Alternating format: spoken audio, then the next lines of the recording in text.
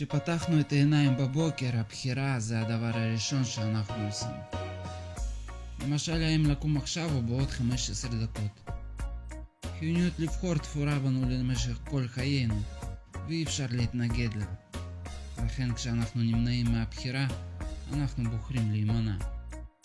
ידוע שהבחירה היא ההחלטה הסופית שנעשית מכל אפשרויות שיש.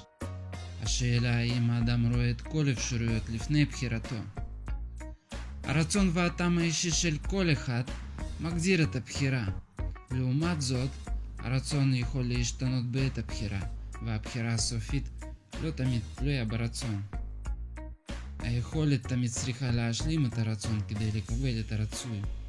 לא משנה אם מדובר ביכולת שכלית, נפשית, כספית או פיזית, אנחנו תמיד שוקלים את היכולת שלנו לפני הבחירה הסופית.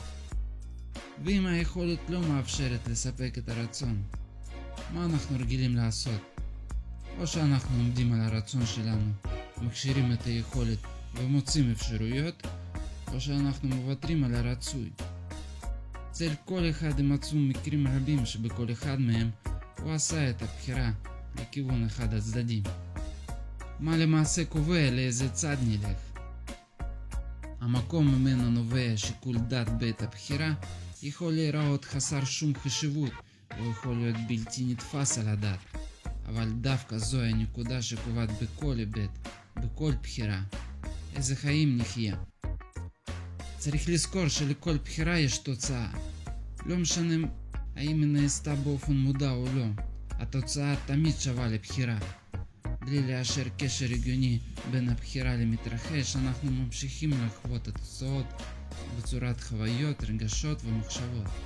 ועל גבי כל זה, אנחנו עושים את הבחירה הבאה שלנו. אבל בוא נגיע לזה בהדרגה. לפני שאנחנו לוקחים את ההחלטה בבחירה שלנו, אנחנו מנתחים נתונים ומסיקים מסקנה.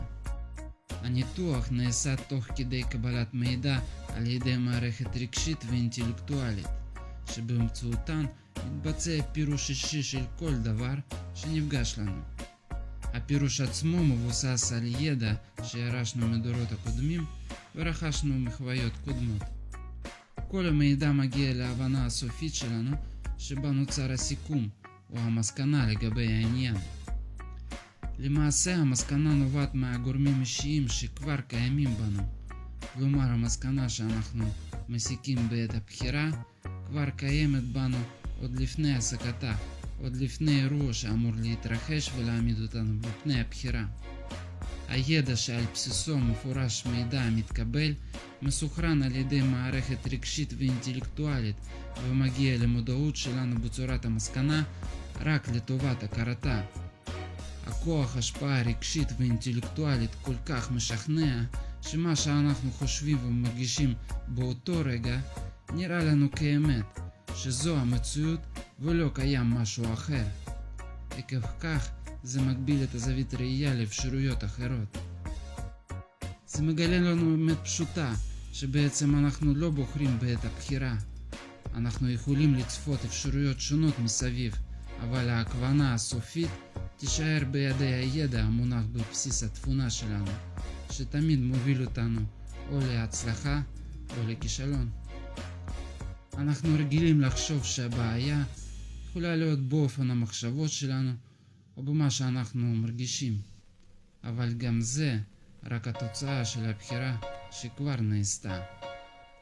ועל זה נדבר בפרקים הבאים. דרך אגב, לאיזה מסקנה הגעת?